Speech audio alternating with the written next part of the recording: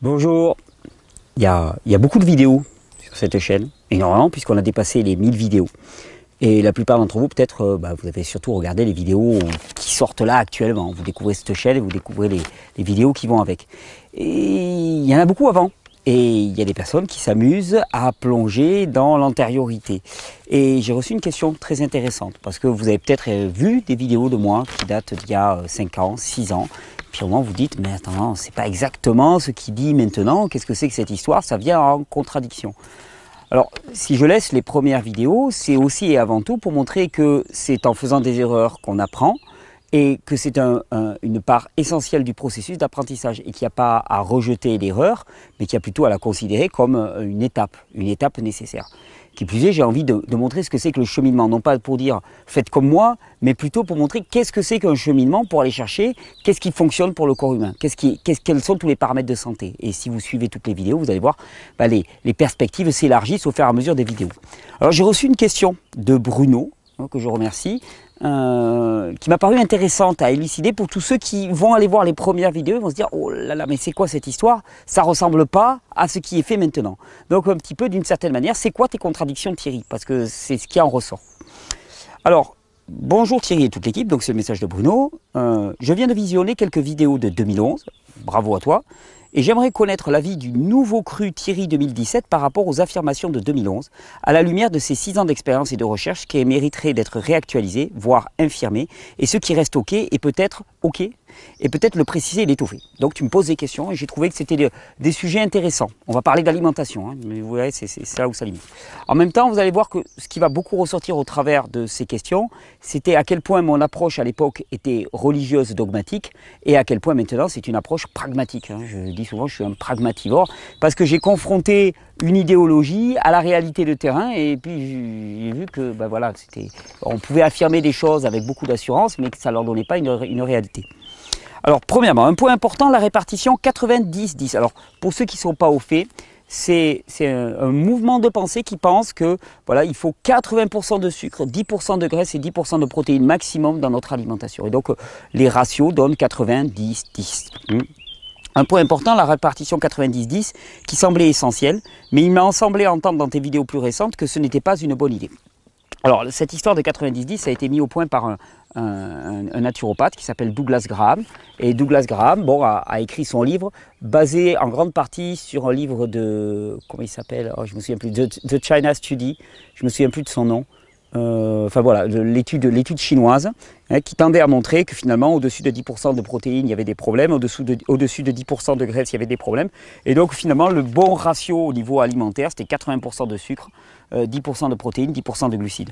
Alors tu me dis voilà, il m'a semblé entendre dans tes vidéos plus récentes que c'était pas une bonne idée. En fait, dans mes vidéos plus récentes je te dis on n'en sait rien, on n'en sait strictement rien parce que chaque organisme a des besoins qui sont radicalement différents, et ça vraiment c'est cette notion de l'individualisation qui est venue. Moi je te donne des personnes qui sont totalement épuisées, pour qui le métabolisme du sucre est extrêmement ralenti, tu leur fais du 90-10 et tu vas juste les mettre encore plus dans les choux, automatiquement. Et on se rend compte que plus une personne est fatiguée particulièrement, et plus finalement les sucres dans ses intestins qui vont mal circuler, qui vont mal être digérés et assimilés, vont fermenter, vont amener des proliférations de bactéries, vont amener beaucoup de fermentation et beaucoup de gaz, beaucoup de difficultés. A l'inverse, une personne qui va être ultra sportive, qui consomme énormément de sucre, qui a un gros métabolisme, elle va se trouver extrêmement avantagée par ce 90-10. Et ce qui est intéressant, c'est que ça a été promu par un gars, Douglas Graham, qui est un gars qui est gymnaste, ancien gymnaste et ainsi de suite, donc il a un niveau de performance physique assez élevé. Et que nombre de ceux qui ont embrayé là-dedans étaient des petits jeunes, c'est le vieux con qui parle, hein, mais c'est des petits jeunes qui finalement faisaient beaucoup de sport et donc qui ont sauté là-dedans et qui se sont retrouvés très bien. Le problème, c'est quand tu fais de quelque chose qui ponctuellement fonctionne, alors sans trop connaître les paramètres, ce qui fait que pour certains ça fonctionne, d'autres ça ne fonctionne pas, le problème c'est quand ça devient une religion. Or, c'est globalement ce qui s'est passé pour bon nombre de pratiquants. C'est-à-dire que si ça ne marchait pas pour toi, c'est que tu faisais mal, si ça ne marchait pas pour toi, tu étais rejeté, mais ça devait fonctionner pour tout le monde. Or, s'il y a bien une chose qui est certaine en matière de diététique, c'est qu'il n'y a pas un absolu, il y a une adaptabilité et il y a une individualité à chaque personne. Il y a des constantes. Dans ces vidéos, je vous dis, voilà, par exemple, la richesse en micronutriments des aliments est extrêmement importante parce qu'on a besoin de tous ces micronutriments et l'alimentation moderne est cruellement dépourvue de micronutriments. Ça, c'est certain. Ensuite, on voit que, par exemple, la présence de pesticides, de fongicides dans l'alimentation est catastrophique. On voit donc automatiquement, on va se diriger vers beaucoup de fruits et de légumes d'origine biologique et, si possible, crus, de manière à avoir un contenu micronutritionnel qui soit maximal. On essaye de déterminer un cadre et on ne donne pas des recettes. On donne des principes et non pas des recettes. Et là, 90-10, c'est une recette. C'est une recette, c'est tu dois avoir 80 de ça, 10% de ça et 10% de ça. Malheureusement, ou heureusement quelque part, ça ne fonctionne pas. Ça ne fonctionne pas. Il y a eu énormément de ratés avec ce régime-là, comme avec tous les régimes. Parce que le régime, s'il est pensé en tant que recette qui s'applique globalement, non pas basée sur des principes, mais basée sur une application circonstanciée de ces principes, ça ne marche pas. Aucun régime ne marche tant qu'il est basé sur des recettes. Dès qu'il est basé sur des principes, alors à ce moment-là, il fonctionne. Bon, après, on élaborera là-dessus. Ensuite, deuxièmement, tu me dis, manger 3000 calories minimum quand on est un homme non sportif. Donc, par exemple, selon pays et saison, 20 bananes, 15 mangues et 2 ananas, plus 2 énormes salades. Rien à voir avec la frugalité que je sens émaner des vidéos plus récentes. Effectivement, j'étais moi-même pris. Je découvrais, donc je n'avais pas ce regard critique sur ce que je faisais. J'étais moi-même pris dans cette espèce de peur panique qui pousse à s'alimenter en permanence. C'était une reproduction de l'espèce de peur panique du monde, d'une certaine manière, dans l'alternatif, dans l'alimentation alternative. C'est une réplication qui pousse à se remplir en permanence, matin, midi et soir, à avoir au moins 3000 calories, à nous considérer comme des machines à vapeur, et à ne pas parier sur l'efficience énergétique du corps, mais à parier sur l'apport permanent de nutriments. Or, on sait de plus en plus que quand on dit il faut apporter 3000 calories, ça ne veut strictement rien dire, parce qu'on s'intéresse d'abord à ce qui rentre par la bouche, non pas à ce qui est métabolisé, utilisé par le corps. Ce qui va être utilisé, ça dépend de ta digestion, ça dépend de ton assimilation, ça dépend de ton utilisation, ça dépend de tout ton système endocrinien, ça dépend de tellement de paramètres que deux personnes qui vont consommer le même nombre de calories ne vont pas du tout avoir au final la même quantité d'énergie qui arrive à chacune des cellules et qui est utilisable en tant que telle. Deuxièmement, le paramètre qui est essentiel pour moi, c'est que on méconnaît la capacité adaptative du corps. Et finalement, à force de gaver le corps en permanence avec de la nourriture, on ne développe pas quoi? On ne développe pas la capacité du corps à tirer le meilleur profit possible de sa nourriture. Tu sais, c'est un peu comme... comment te dire ça? Imaginons, j'ai un garde-manger qui est rempli de tas de fruits, de tas de variétés de fruits, tous plus extraordinaires les uns que les autres, en énorme quantité.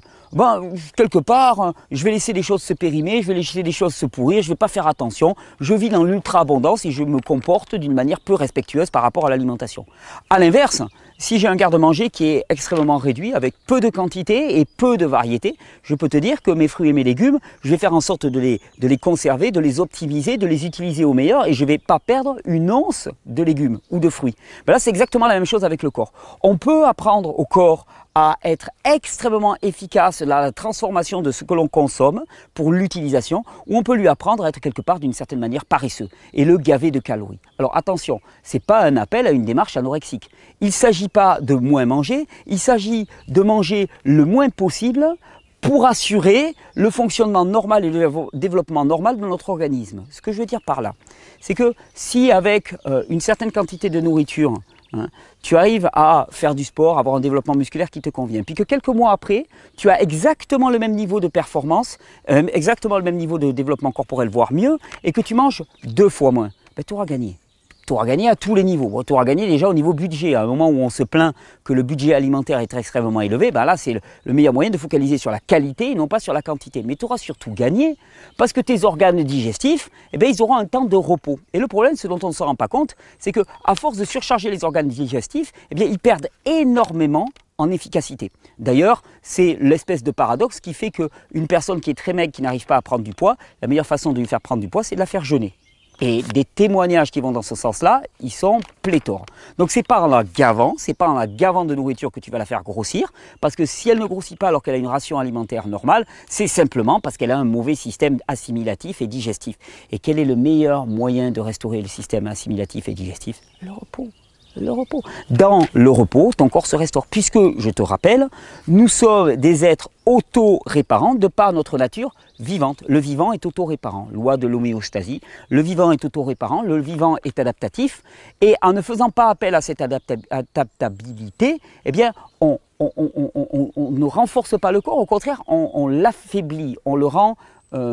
oui, on le rend plus faible, j'ai pas d'autre mot, on le rend nettement plus faible en ne sollicitant pas ses capacités adaptatives. C'est pour ça que oui, je suis de plus en plus un fervent du jeûne intermittent, du jeûne tout court. Je suis un fervent surtout de la rupture de rythme, du no-programme, pas de programme. Hein. Un jour tu manges pas, un jour tu manges beaucoup, un jour tu manges très peu. Et sans cesse changer comme ça pour muscler la capacité adaptative de ton corps. Parce que c'est toujours pareil, tant que tu ne dépasses pas la capacité adaptative de ton corps, quand tu es à la limite, eh bien, tu la renforces, tu l'augmentes, tu te rends plus résistant. Et si tu veux devenir plus fort, ce n'est pas en te gavant tous les jours que tu vas devenir plus fort, parce que le jour où il ne va pas y avoir de nourriture, eh bien là tu vas être mal. Pour être plus fort, il faut être capable. Être plus fort, c'est être plus adaptatif. Le jour où il n'y a pas de nourriture, qu'à cela ne tienne, tu es habitué à jeûner, tu es plus fort. Et puis le jour où il y a beaucoup de nourriture, tu vas manger. Hein. Je veux dire, je connais personne qui ait pratiqué le jeûne et qui est incapable de manger beaucoup. Hein. Par contre, je connais énormément de personnes qui sont habituées à manger beaucoup. Dès que tu les fais jeûner, flagada. Flagada, il n'y a plus rien, il n'y a plus de jambes, il n'y a plus de bras, il n'y a plus rien, dans la tête c'est embrumé, et ainsi de suite. Pour devenir plus fort, il faut apprendre à s'en passer, avoir la liberté. Et quelque part, quand tu as cette espèce d'obsession des calories, tu n'es plus dans la liberté. Deuxièmement, ou troisièmement, je ne sais pas, il y a dans cette approche-là une hyper-focalisation sur les besoins du corps. L'humain est ramené à ses besoins corporels, physiques, instinctifs même, je dirais d'une autre manière.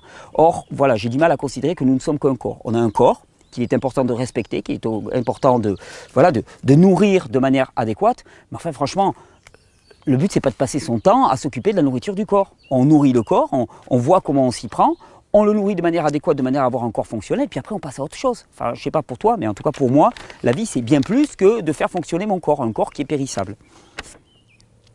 Par ailleurs, comment mangeais-tu autant de salades sans gras, sans sauce? C'est quand même pas top au niveau plaisir, je crois. Or ça oui, mais après, tout dépend.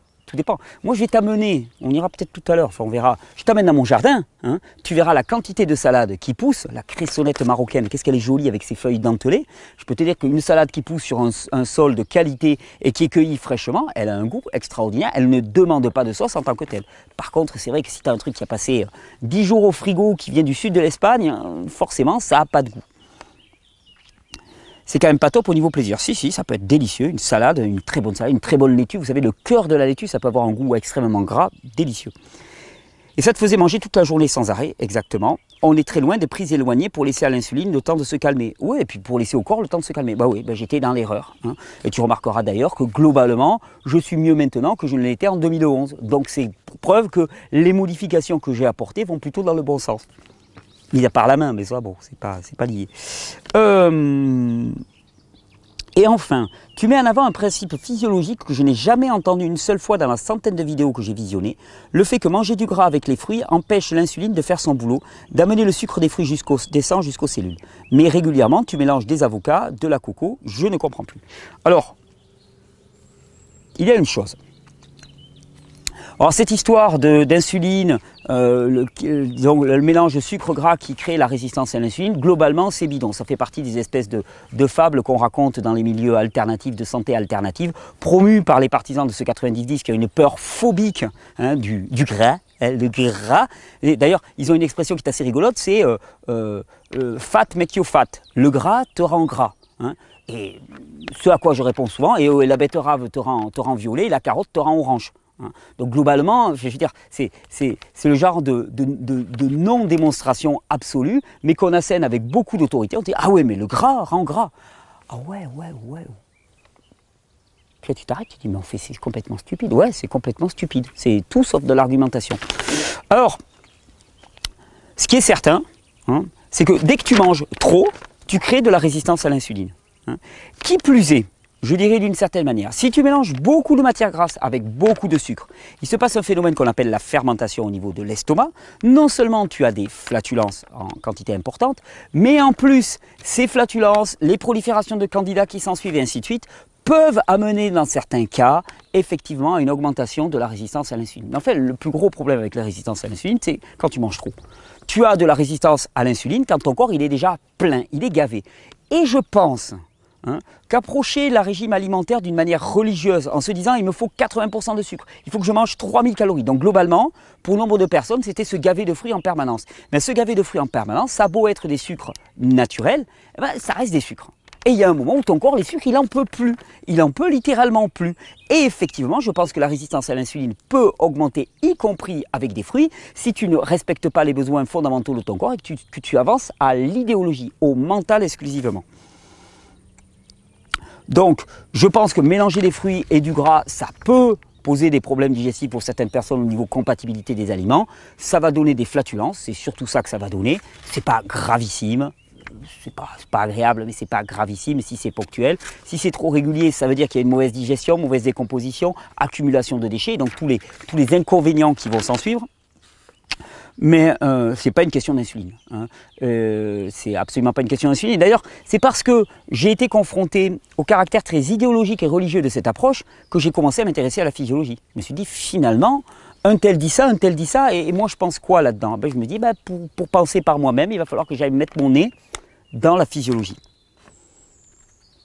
Et puisqu'il faut manger du gras, quand le consommer lorsqu'on pratique le jeûne intermittent, donc avec une seule prise alimentaire? Quand le consommer, quand tu manges. Je ne peux pas te dire plus, tu le consommes. Il y a un peu de soleil là, je ne sais pas ce que ça donne au niveau de la caméra, ça fait un joli. On va mettre comme ça. Ouais, c'est pareil. Bon, un peu de soleil, c'est pas grave. Quand le consommer lorsqu'on pratique le jeûne intermittent, donc avec une seule prise alimentaire, quand tu manges. Ce que j'ai remarqué, c'est que quand on pratique le jeûne intermittent, c'est-à-dire qu'on ne mange qu'une seule fois par jour, eh bien, globalement, tu économises énormément de ton potentiel digestif et de tes enzymes pendant toute la journée. Et donc, à ce moment-là, on va quand même se déplacer. Attendez, on va faire ça. On va faire comme les vlogs, là. Tu sais, les mecs, ils marchent dans la rue, puis ils parlent. Alors, oui, on se balade dans la rue, tiens, regarde. Oh, une coco. Mais ça, c'est pour la fin de la vidéo, c'était pour me faire plaisir. C'est pas local, hein, je suis d'accord. Hop, on se met là. Ok, super, comme ça il n'y aura pas de soleil. Où est-ce que j'en étais? Il y a un trou. Oui, alors je te disais, voilà, quand tu ne fais qu'un seul repas par jour, globalement, tu économises énormément de ton potentiel digestif. Et dès lors, les mélanges qui sont dits inappropriés, ils le sont beaucoup plus. Ce qui relativise beaucoup la notion de compatibilité alimentaire. Je pense aussi que nombre des règles diététiques que l'on a actuellement sont en rapport avec notre faiblesse. C'est-à-dire qu'on fait des règles pour, quelque part, acter la faiblesse digestive et la faiblesse des organismes. Moi, tu vois des enfants, par exemple, te mélanger du sucre et du gras sans en envoyer des bonnes quantités et n'avoir aucun problème digestif.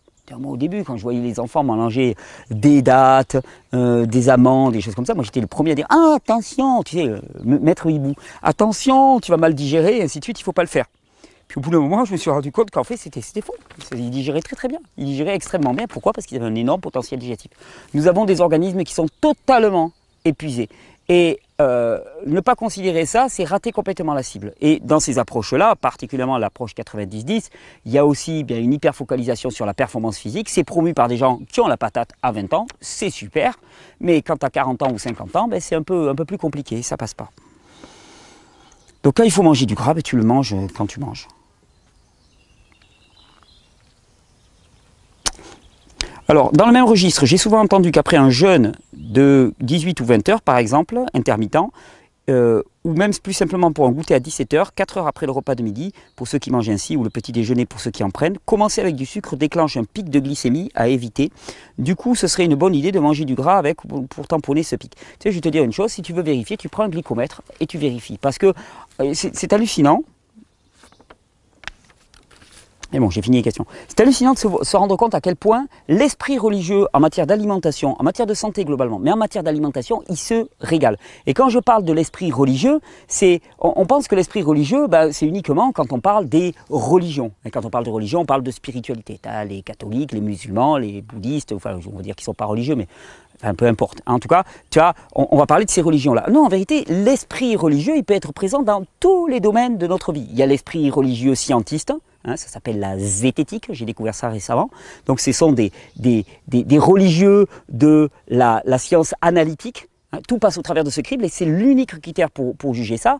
Je m'étais élevé moi-même en ayant fait beaucoup de bruit contre les religieux végan ou vegan, il paraît qu'il faut dire maintenant. Hein, et il y a des religieux en matière d'alimentation, il y a des religieux en matière de spiritualité, il y a des religieux en matière dans tous les domaines.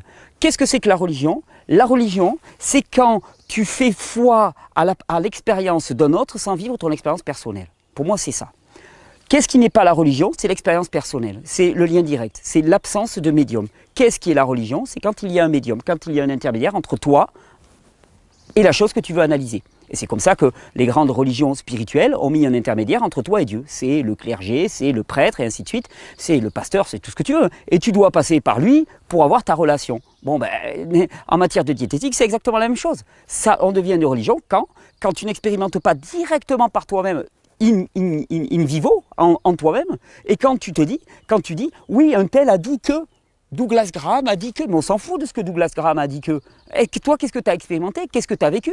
Et on en arrive à une espèce de schizophrénie dans lequel, parce qu'un tel a dit ça, un tel qui a un petit peu de bagou, un petit peu d'autorité, un petit peu d'assurance, hein, parce qu'un tel a dit ça, eh bien, si moi je ne le vis pas, quelque part, c'est mon propre ressenti que je rejette. Et ça, c'est l'apogée de l'esprit religieux. L'apogée de l'esprit religieux, c'est nier ce que tu ressens par toi-même, nier tes propres perceptions, nier tes propres sensations, au profit d'un intellectualisme, d'une espèce de règle générale qui a été édictée pour toi. Et je dis ça parce que je sais très bien que le risque de rentrer en religion avec les vidéos que je fais est très important, surtout avec les premières vidéos que je faisais. C'est pour ça que maintenant, j'ai essayé d'élargir les critères. En plus, je suis d'autant plus éloigné de ce que je faisais dans les premières vidéos qu'à l'époque, le seul critère qui était analysé pour parler de santé, c'était le critère alimentaire. Or, vous l'avez vu, et j'espère que je le promeux de plus en plus, franchement, il y a tellement d'autres paramètres, l'alimentation en est un, à considérer, important, l'alimentation en est un, mais c'est un parmi tous les paramètres. Et je pense que nombre de personnes qui s'inquiètent énormément pour leur alimentation, eh bien, quelque part, bon, peut-être qu'ils font top pour leur alimentation, mais l'inquiétude qui est générée en regard fait que finalement, ils sont en train de se bouffer de l'intérieur comme s'ils mangeaient n'importe quelle alimentation. Et donc, il y a un équilibre à trouver et un côté relax. Surtout, remettre en perspective que l'alimentation, elle est pour le corps, uniquement, pour qu'il fonctionne. Et une fois qu'il fonctionne, il faudrait qu'on l'oublie complètement, qu'on s'en passe. Ça doit pas être, on ne devrait pas, ou en tout cas, il me semble que avoir une fascination, passer son temps à décrire ce que le corps doit manger, passer son temps à étudier la nutrition à un point extrêmement poussé, quelque part, il y a quelque chose d'extrêmement dévié là-dedans. L'alimentation, on s'en occupe pour s'en débarrasser, pour se libérer de ce problème-là. C'est-à-dire comprendre les grands principes. Comprendre les grands principes, c'est que si tu manges des aliments qui sont remplis de pesticides, tu vas être malade. Si tu manges des aliments qui sont dépourvus de contenu micronutritionnel, tu vas être malade. Et surtout comprendre que les aliments apportent des nutriments au corps, mais le plus formidable potentiel de guérison, il est là, et il est là en l'absence d'aliments. Que le corps se répare de lui-même, il se répare d'autant plus mais que la charge alimentaire, que la charge digestive est faible. Et c'est pour ça d'ailleurs que j'ai commis un article il n'y a pas longtemps pour une revue qui s'appelle Biocontact, dans lequel, à titre de provocation un petit peu, je disais finalement l'alimentation crue, elle a surtout de la valeur par le fait que elle demande moins d'énergie au corps et que le corps peut se réparer parce qu'il y a plus d'énergie disponible pour la réparation. Et que finalement, ce n'est pas tant les vertus des aliments qui sont en jeu, bien qu'ils apportent des nutriments qui sont essentiels, ce n'est pas tant la vertu des aliments qui est en jeu que l'énergie qui est relâchée et l'énergie qui est disponible pour la réparation du corps. Cette notion d'esprit religieux, elle est pour moi essentielle et j'y reviens sans cesse dans les vidéos. Vous ne pourrez pas faire l'économie d'une expérience qui soit personnelle avec votre santé, avec votre alimentation, avec votre mode de vie. Thierry aura beau dire que, un tel aura beau dire que, si vous ne le passez pas au crible de votre expérimentation, avec tout votre esprit critique qui est aiguisé, ça ne marchera pas. Parce que personne, pas même un thérapeute, ne pourra connaître exactement les circonstances de vie et donc les situations qui sont bonnes pour vous, mauvaises pour vous. Il n'y en a qu'une seule chose qui peut vous le dire, c'est votre corps, directement, au travers d'expériences. Et j'espère que dans ces vidéos, c'est ce que je vous pousse à expérimenter, c'est-à-dire aller dans l'expérience, comprendre qu'il y a des grands principes, que ces principes, ils sont très simples, un enfant peut les comprendre. Le principe, c'est tu n'es pas une bagnole. Une voiture, quand tu défonces sa porte, eh bien, elle ne se répare pas toute seule, à part dans les films de John Carpenter. Eh bien, un corps humain, quand tu lui rentres dedans, quand tu enfonces par exemple une lame, quand tu te coupes la main profondément avec une lame, eh bien, dans 2 semaines, ma main sera réparée. Pourquoi? Parce qu'il y a un principe qui s'appelle l'homéostasie. Pourtant, la blessure était très profonde. Eh bien, il y a un principe qui s'appelle l'homéostasie. Les muscles vont se reconstruire.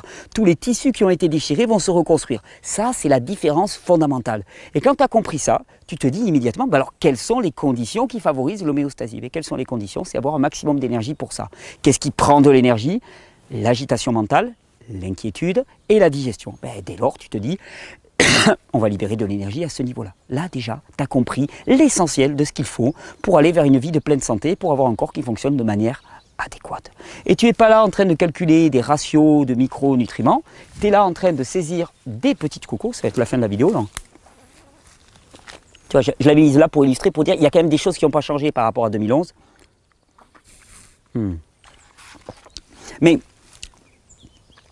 vraiment, je me plais à le dire. Je ne vais pas dire je me tue à le dire, parce que ce n'est pas le but, mais je me plais à le dire, à le répéter sans cesse. Et je continuerai à le répéter pendant des années et des années. C'est pas compliqué. C'est pas compliqué d'être en bonne santé. On a placé un médium, un intermédiaire entre vous et votre santé. Entre vous et la connaissance. Et ça doit passer par quelqu'un qui te dit quoi faire, quoi penser. Et puis, qui te renvoie bien que toi, tu es incapable de penser par toi-même. Et c'est valable dans tous les domaines. C'est valable exactement dans tous les domaines. Tout ça, c'est de la religion. Si tu suis aveuglément, c'est de la religion. Et il n'y a qu'une seule chose qui peut te libérer de ça, c'est d'accepter de sauter dans le grand bain et d'aller faire ton expérimentation. Et j'espère qu'au travers de mes vidéos, surtout pour ceux qui s'amuseront à aller regarder les premières vidéos de 2011, c'est où il dit « Bonjour, bienvenue sur les vidéos de Vivre Que » où tu as une espèce de zombie qui essaye de te parler de santé. Bravo à ceux qui ont suivi les vidéos à l'époque parce qu'ils étaient sacrément gonflés. Eh bien, c'est d'aller faire ton expérience. Et ce que j'espère que je montre dans mes vidéos, c'est allez chercher par vous-même parce que personne ne pourra le faire pour vous et personne ne vous sauvera. C'est sur votre corps qu'il faut parier, sur ce cadeau magnifique et pour ceux qui sont croyants, sur ce cadeau magnifique qu'a déposé Dieu dans ce corps magnifique qui est une création somptueuse et qui fonctionne à la perfection en permanence. Alors des contradictions, il y en aura dans les vidéos, vous allez en trouver, donc c'est pas la peine de m'écrire pour me dire il y a des contradictions, je le sais. Et pourtant, je laisse les vidéos, je les laisse parce que c'est juste pour montrer comment on avance. Comment on avance dans un monde qui nous a persuadé que l'erreur était un problème, alors que l'erreur c'est un processus normal, c'est un processus normal à partir du moment où on essaye de s'affranchir de toutes ces tutelles qui nous écrasent. Je vous souhaite une bonne régénération. Je vais aller enchaîner, on en a enregistré, il y a 2 questions-réponses qui arrivent. Je sais que vous aimez beaucoup les questions-réponses. Actuellement, je me suis bien remis aux questions-réponses, ça faisait longtemps qu'on n'avait pas fait. Donc je vais me faire une petite série de questions-réponses. Et puis voilà, je crois qu'au niveau des annonces, on est tout bon. Je vous souhaite une bonne régénération, une bonne coco, bon jus, bon été.